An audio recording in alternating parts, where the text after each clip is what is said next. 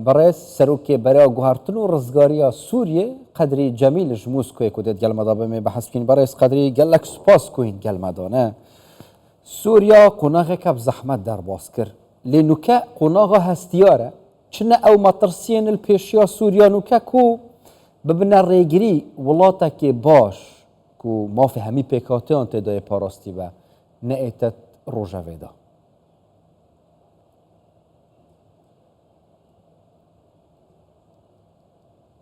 هذا متعلق أما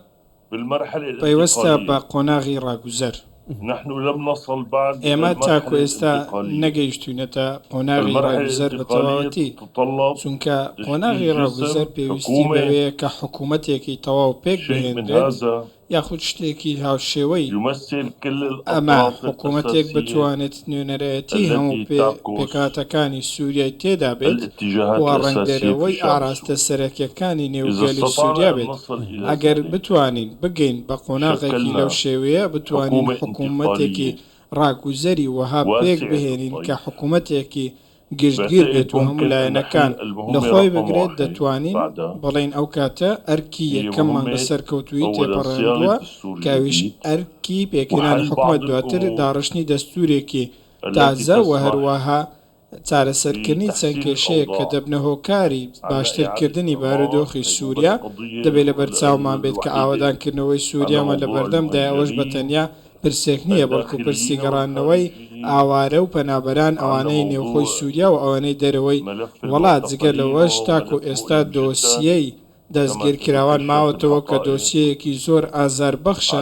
تا ڕاستی زیاتر ئاشکرا بێت زیاتر ئەو دیمەنە زوڵال دەبێت جگە لەوەش دۆسیێگەلی سووریامان لە بەردەمدایە کە بەشار ئەسەد بە جەنگە بەردەوامەکانی بۆ هۆکاری لە ناوچوونی تەواوەتی و سوپای سووریا ئەو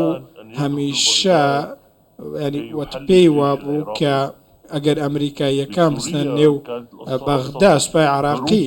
کۆتایی پێدێ بەڵام لە سووریا دۆسیەکە زۆر سادەتر بوو ڕاکردنی بەشار ئەسەد کۆتایی بە سوپای سووریا هێنا و بە تەواوی تواندیەوە لە ڕۆژی دواتردا بە شێوەیەکی ڕاستەوخۆ هێرشەکانی ئیسرائیل بۆ سەر سووریا دەستیان پێگر ئەو هێرشە ئاسمانیانە سەدا هەشتای چەکی سووریا بەتاوی لەناو بەربۆیە بۆ پاراستنی یەکگرتووی خاکی سووریا کە گرنگترین ئەرکە لە هەموو شتێک گرنگترە لە ئاوادانکردنەوەش گرنگترە پاراستنی یەکگرتووی خاکی سووریایە و ئەمە ئەرکی یەکەمە هەندێک هەواڵی زۆر باش لەمڕۆوە هەن ئەمڕۆ ئۆپەراسیۆن یاخود ئیدارەی ئۆپەراسیۆنە سەربازیەکان توانیویەتی کە هەندێک گروپە چەکدارەکان کۆبکاتەوە بۆ ئەوەی یەک سوپای نیشتیمانی پێک بهێنین ئێمە هیواخوازین کە هێزەکانی سووریای دیموکرات لە باکووری ڕۆژهەڵاتی سووریا هەمان شت بکەن و بتوانن ڕێکەوتنێکی هاوشێوەیان لەگەڵ بکەن ئەگەر ئێمە بتوانین سوپایەکمان هەبێت هەموو ئاراستەکان و بەشەکان لە باکوور و ڕۆژهەڵات و ڕۆژئاوا کۆبکەینەوە دەتوانین سوپایەکی یەکگرتو پێک بهێنین پرسی دابشکردنی سووریا کە دوژمنانی سووریا ئەوەیان دەوێت و کاری بۆ دەکەن وە هەندێک لایەنێکی دیکەی وەکو بەشار ئەسەدیش بەڕاستی کاریان بۆ ئەم پرسە کردووە دەکەوێتە پشت ئێمە و بابەتەکە بە یەکجاری کۆتایی دێت بە ڕاکردنە ڕسوایەکەی بەشار ئەسەد بەڕاستی دەرکەوت کە چۆن پلانێکی بۆ سووریا هەبوو و بووە هۆکاری ئەوەی کە سوپا بە تەواوی دابڕمێت و نەمێنێت بەهۆی ئەم ڕفتارەیە و لەبەرەوەی دەیتوانی دەسەڵات بگوازێتەوە لە سی چرکەدا پرسەکە کۆتایی بێربێنێت بۆ جێگرەکەی و ئەو کاتە ژێرخانی سەربازی سووریامان دەپاراست کە بڕبرەی پشتی پاراستنی خاکی سووریا بۆیە من پێم وایە ئەرکی هەرە گرنگ ئەمەیە گەڕاندنەوەی ئاوادانکردنەوە دوای ئەوە دێت لەوە گرنگتر حکوومەتێکی کاتیە پاراستنی یەکگرتووی خاکە بەڕێز قەدری ئەف قۆناغە هەستیار و ئەو ئاڵنگاریە تا ئێماژە پێکردن و تایبەتیژی پاراستنە یەک پارچەیی یا سووریە یعنی ژالیەکی بە ترکیە هێشتا تێدایە و دەستەکێ زێدەژی هەیە یعنی دەستەکێ باڵا هەیەت یەکاریکردنا پاشە ڕۆژە سووریەدا ئیسرائیل جی گەلک پێشڤاتیە سەرکرداتیا نوکەیا شامێ دوانسێ هەیڤادا چێت یەک پارچەیە پارێزت یەکلاب کرد و سووریا پاشە ڕۆژێ یەک پارچەیە دەستی دەرڤە تێدا نابێت دێشێن تشتێکی ئەو سەبکن ئەف دەستەیان نوکە دەتوانین ئەو کارە بکەین بەڵێ ئەگەر بتوانین بگەین بە کۆنفرانسی گفتوگۆی نیشتیمانی کە داوایان کردو کۆنفرانسێکی لەو شێوە ببەسترێت کە دەبێت پێشێکی ئادار ئەم الحكومة کۆنفرانسە ببەسترێت تاکو بتوانین حکوومەتی ڕاگوزەر پێک بێن ئەگەر بێت و نوێنەرایەتی هێزە سیاسیەکان بەشداری لەو گفتوگۆیە بکەن بەر لە هەموو شتێک هێزە سیاسیەکان یەکەم و دووەم و سێم لە هەرچێکی دەڵێم سیاسی دەبێ هەموو هێزە سیاسیە ناسراوەکانی سووریا بەشداری تێدا بکەن بە تایبەتی ئەوانەی سەنگیان هێزی سیاسیە کۆنەکان و ئەو هێزە سیاسیانەی کە ئێستا دەردەکەون دەبێت مێزی گفتوگۆکان تەواو فراوان و گشتگیر بێت بۆ ئەوەی بتوانین بگەین بە زۆرترین لە یەکتێگەیشتن و ڕێککەوتن ئەگەر بتوانین بەر لە یەکی ئادار ئێمە گفتوگویەکی نیشتیمانی بکەینەوە هیچ دەسوەردانێکی دەرەکی ناتوانێت ڕێگری لە کاروباری سووریا بکات لەوەی ئاوادان بکرێتەوە و سووریای نوێ دروست ببێت. ئەس ئاخفنەکە بەرپرسین ئیرانیژی بژم یعنی ئەو هێزا سەرەکیڵ پشدا سەڵاتداریە بەشار ئەسەد بووە دەمێ خودا بژێت هێشتا زیە ئەم یعنی ڕەوشان و کەشڕۆڤایەکی بوو بکەین یانژی هیڤێنمە پێ هەبن پاشە ڕۆژێدا تشتێت مەزن دێچێبنەوە سووریەدا بینیم مەبەستا ئیرانێ چێش واناخفنا یعنی تشتێ مەزن بەرژەوەندیە ئیرانێ یانژیت بەرژەوەندیە سووریا پاشە ڕۆژێدا دەچێبن.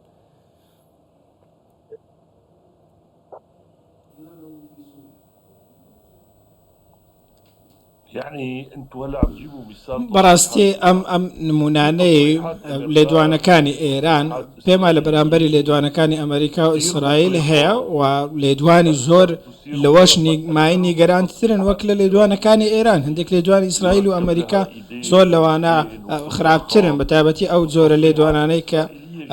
دەست و پێیان بۆ دروست دەکرێت و گەورە دەکرێن باسی ئیسرائیلەکان بکەین دەزانی بە شێوەیەک باسی دابشکردن سووریایان کردووە ئەمە خەونی ئیسرائیلەکانە دەیانەوێت سووریا دابش بکرێەوە خوتوکەی هەست و سۆزی هەندێک لایەن دەکەن بۆ ئەوەی بەو ئاراستەیە کار بکەن بۆیە ئێمە لە زەینی خۆمان دەزانین چێ دژمنی ڕاستەقینەی سووریایە گرنگترین شت ئەوەیە گەلی سووریا دوایە و ئازار و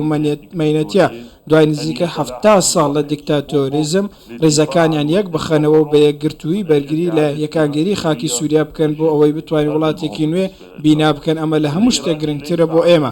ئێران کە ئامراز و کارتێکەرێکی گرنگ نییە بۆ سووریا و کارگەی لەسەر دۆخی سووریا نییە گرنگترین کارتێکەر ئێستا ئیسرائیلە کە بەشێکی نوێی خاکی سووریای داگیر کردووە ئەمە لە هەمووی گرنگتر و مەترسیداترە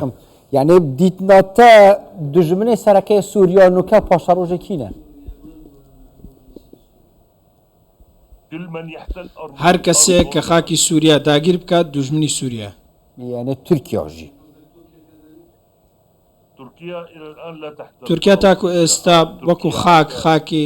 داگیر نەکردو بۆ شێوەزە تورکیا هەندێک گروپی چەکدار هەن کە لەژێر دەستی تورکیا کار دەکەن و ئەجێندا ویستی تورکیا جێبەجێ دەکەن بەڵام لەسەر خاک هێزەکانی تورکای لێ نییە ئەوەی کە لەسەر خاکە جۆلانی داگیر کردووە ڕێکەوتنی پێشێل کردووە و فراوانخوازی کردووە بەر لەوەی کە ڕێکەوتنی لەسەر کرا ئەوە ئیسرائیل ئەو کاری کردو بەڕاستی بۆیە من دژمنێک نائافرێنم لە خۆم و بەڵکو ئیسرائیل خۆی ڕاگەیاندووە وەکو دژمن لووتکەی جەبەل شەیخی داگیر کردووە لە پێناو چی چونکە لەوە دەترسێت کە گۆڕانکاری سووریا کاریگەری لەسەر ئەو هەبێت ئیسرائیلەکان بۆ خۆیان دەڵێن بوونی بەشار ئەسەد زامنی بوو بۆ ئەوەی کە جەیشی سووریا لە دژی ئێمە چەکەکانیان بەکارنایەن بۆیە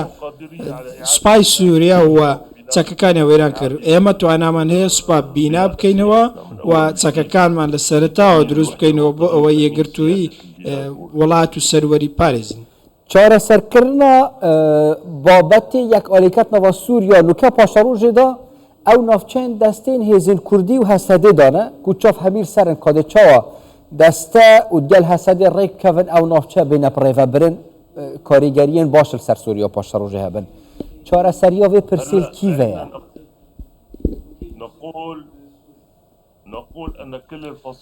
ئێمە داوا دەکەین هەموو گروپە چەکدارەکان بستنە ژێر سای یەک سوپا ئەمیان لە یەک سوپادا کۆبکرێنەوە ئەمە کێشەیە لەگەڵ هێزەکانی سووریای دموکرات دواتر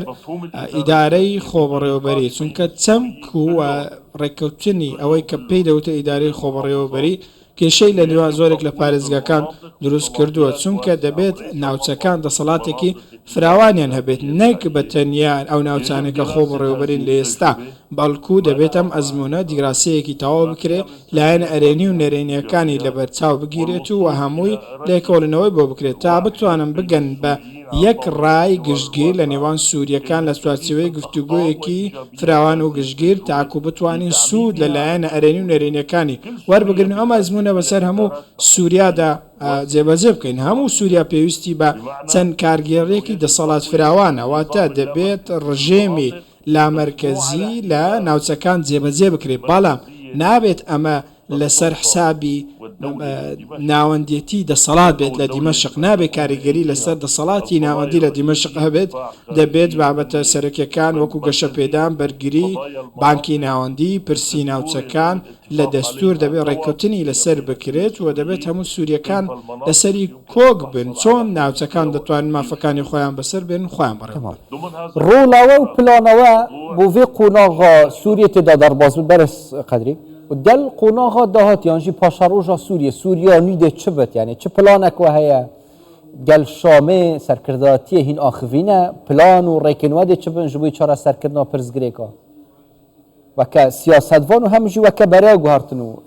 rizgariya Sûriye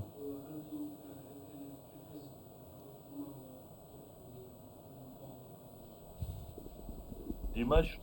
الحالية دیمەشقی ئێستا عمليات عسكرية بەڕێوەبردننی ئۆپەراسیۆنە سەربازیەکان تاکو ئێستا لەگەڵ هیچ هێزێکی سیاسی سووریا پەیوەندیان نەبەستوە بۆ شێوازە من پێم وایە ئەمە شتێکە دەبێت تێپەڕێنێت تا زووە لەبەرەوەی ناکرێت تۆ گفتوگۆ بکەی مەگەر بە دانوستان و مشتومڕ لەگەڵ هەموو لایەکدا نەبێت ئێمە دەزانین هەندێک کاری لە پێشینەتر هەن کە دەبێت ئەوان جێبەجێ بکەن وەکو ئاسایش و سەقامگیری لە دوای داڕمانی کچوپڕی ڕژێمی سووریە بەڵام ماوەی دوو مانگیان لەبەردا دەبێت ئەو لەو دوو مانگەدا ئەم شتانە یەکلایی بکەنەوە گفتوگۆی نیشتیمانی دەست پێ بکات ئەوەی کە پرسیاری لەبارەوە دەکرێت ئەوەیە دەبێت بڵێن دەرهاوێشتەکانی گفتوگۆت دەبێت گرنگ نییە بەلای ئێمەوە کە دەسەڵاتی دیمەشق ئێستا چڕایەک دەردەبڕن لەبەر ئەوەی ئەمان دەبێت 2000 بە گفتوگۆی لە نێوان سووریەکان پێی بگەن و بیبینن و ئەمە ڕەنگ لە دەستور دەداتەوە ئەمەش گرنگە پەیاماتە ئەگەر ئەس vêjarê کوردی وەرگرم yani wek kesatiyekî Kurdî yani asl û esaseta Kurdî peyameke Kurdî eger bû me bêjî taybetî ji bo aliyên Kurdiyên Rojavayê Kurdistanê bû lêk nizîkkirina wan e eger Kurdiya te baş bit أرسلت رسالة إلى المجلس الوطني الكردي وإلى نامەیەکم بۆ ئەنجومەن نیشتیمانی کورد و مەسەد ناردووە بەوەی کە ڕێکەوتنێک بکەن بۆ ئەوەی تا زووە لیژنەیەکی هاوبەش پێک بێنن و بچن بۆ دیمەشق لەوێ کۆبنەوە چونکە بەبێ ئەم کارە ناتوانن گفتوگۆ لەگەڵ دیمەشق بکەن دەبێت ئەمە وەکو هەنگاوێکی زۆر گرنگ بنێن ئەوەی کە مەسەد نوێنەرایەتی تێدا وەکو هێزی کوردی و ئەنجومەنی کوردی پێم وایە ئێستا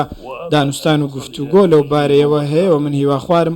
هیواخوازم کە ئەم ئێوارێ بتوانن بە ئەنجامێکی زۆر باش بگەن بۆ ئەوەی بە یەکشان بچن لە دیمەشق کۆ ببنەوە و گفتوگۆ لەبارەی هێزە چەکدارەکان و دەستور و گفتوگۆی دیکە بکەن پەیامی من زوو ئەم پەیامە دوێنێ گەیاندوومە و دووبارەشم کردەوە ئەمڕۆ برسوانە چ بی بس من گوتە کوردی ئەگەر تو پەیامە خۆ بێژی یان ژی ئاخف نەخوا نزانم دیارە کوردیاتە